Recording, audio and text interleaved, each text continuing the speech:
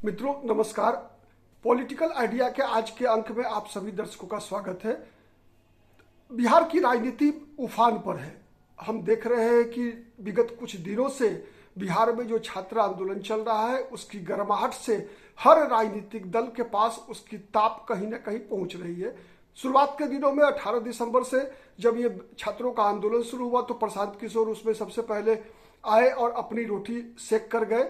बीच बीच में आप कह सकते हैं कि विपक्ष के नेता तेजस्वी प्रसाद यादव भी उस आंदोलन में अपने बयानों से राजनीतिक गर्माहट पैदा करते रहे। कुछ दिन पहले आपने सुना होगा चिराग पासवान का बयान। चिराग पासवान ने स्पष्ट रूप से बयान दिया कि इस जो बीपीएससी के जो पीटी की एग्जाम हुई थी उसमें कहीं ना कुछ गड़बड़ है और उन्होंने भी इसकी जांच कराने की मांग की। मतलब भारतीय जनता पार्टी के भी प्रदेश अध्यक्ष डॉक्टर दिलीप जायसवाल ने अपना बयान दिया।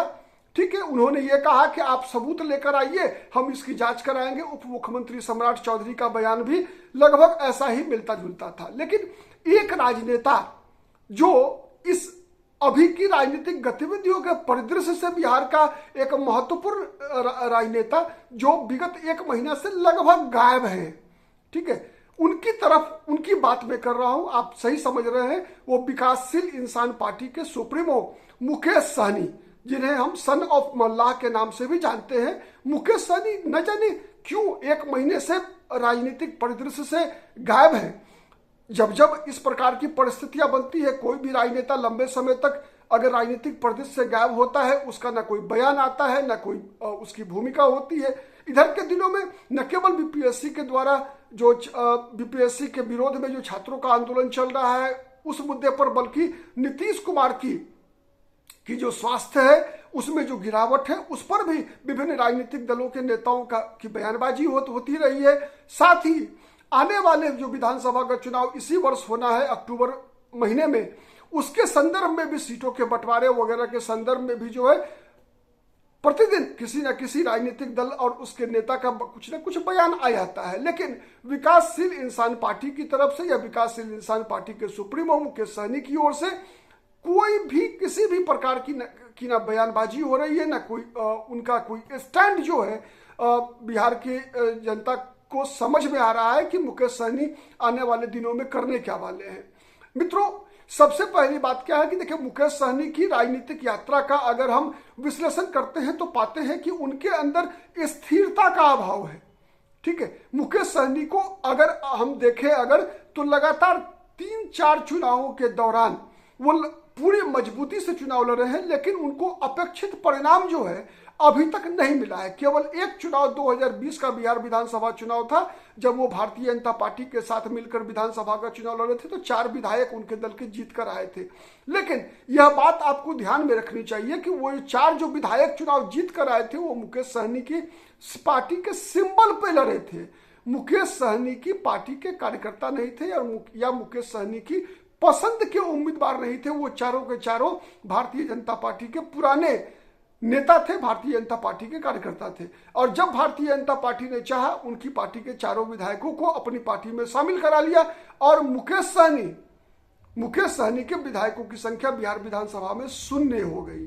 ठीक है, तो उसी प्रकार से एक और घटनाक्रम की चर्चा मैं करना चाहूंगा। उस 2020 के बिहार विधानसभा चुनाव से पहले क्या हुआ था, आपको पता है कि मुकेश सहनी और विकासशील इंसान पार्टी जो है राष्ट्रीय जनता दल के नेतृत्व में जो महागठबंधन है उस महागठबंधन के अंग थे।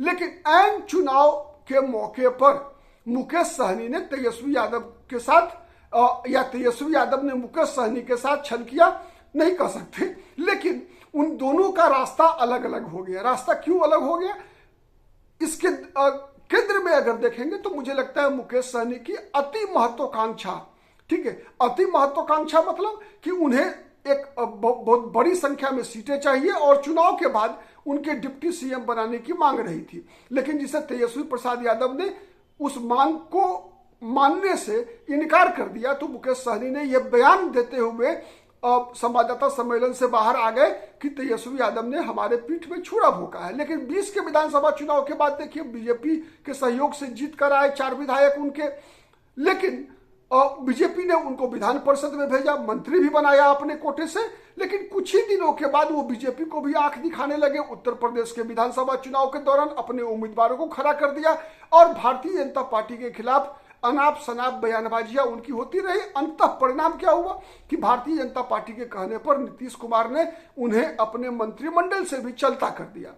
ठीक है, अब 2024 के लोकसभा चुनाव में देखिए, 2024 के लोकसभा चुनाव में बड़े तामझाम के साथ वो तेजस्वी प्रसाद यादव के साथ चुनाव प्रचार करते हुए दिखे।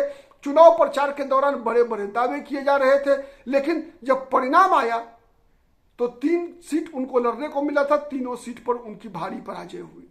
ठीक है, इससे पहले भी 2019 के लोकसभा चुनाव में भी जब वो राष्ट्रीय जनता दल के साथ गठबंधन में लड़े थे तो इसी प्रकार का पराजय हुआ था। उस चुनाव में तो वो स्वयं भी उम्मीदवार थे, जहां पर उनकी जबरदस्त हार हो गई थी। मेरा कहने का मतलब यह है, और मुकेश सहनी को भी सोचना चाहिए, या मुकेश सहनी के दल के लोगों को, जो उनके शुभचिंतक हैं, जो उनके हितचिंतक हैं, समस्या कहाँ है? समस्या है कि मुकेश सहनी जो है केवल चुनावी राजनीति करने के लिए ही बयानबाजियां क्या करते हैं। उन्हें चुनाव के बाद केवल पद की आकांक्षा रहती है। संगठन के नाम पर, विचारधारा के नाम पर उनके पास उनकी जमा पूंजी जो है लगभग शून्य दिखती है। मात्र 10-15 लोगों की ऐसी टीम है उनके साथ, जिसके सहारे वो चाहते हैं कि बिहार में राजनीति करें और अपनी जाति का सन ऑफ मल्लाह बनकर जो है सत्ता में एक निश्चित हिस्सा जो है उनको मिल जाए। लेकिन आज के दिनों में देखिए ऐसा होना संभव नहीं होता है, क्योंकि आप देखेंगे कि गंगा की पानी में गंगा में जो है बहुत सारी पानियां बह चुकी है। समय परिवर्तनशील होता है। आज जो राजनीतिक परिस्थिति है उसमें मतदाता जागरूक है। मतदाता ऐसे उम्मीदवारों का चुनाव करना चाहते हैं जो कि उनके बीच होता है। लेकिन मुकेश सहनी दुर्भाग्य से अब तक केवल चुनाव या चुनाव से कुछ दिन पहले ही जनता के बीच आते हैं, यात्रा करते हैं, सभाएं करते हैं, और जब चुनाव हो जाता है, परिणाम आ जाता है, तो फिर चुनावी परिदृश्य से बाहर हो जाते हैं। जनता अब इस प्रकार के नेताओं को स्वीकार नहीं करती। उसका एक और उदाहरण मैं बताऊंगा, चिराग पासवान।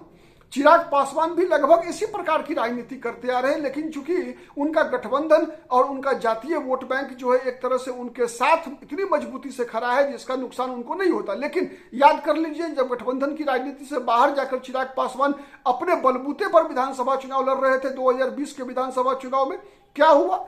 अकेले लगभग 140 सीटों पर चुनाव लड़े, लेकिन जीते मात्र 1 विधानसभा सीट।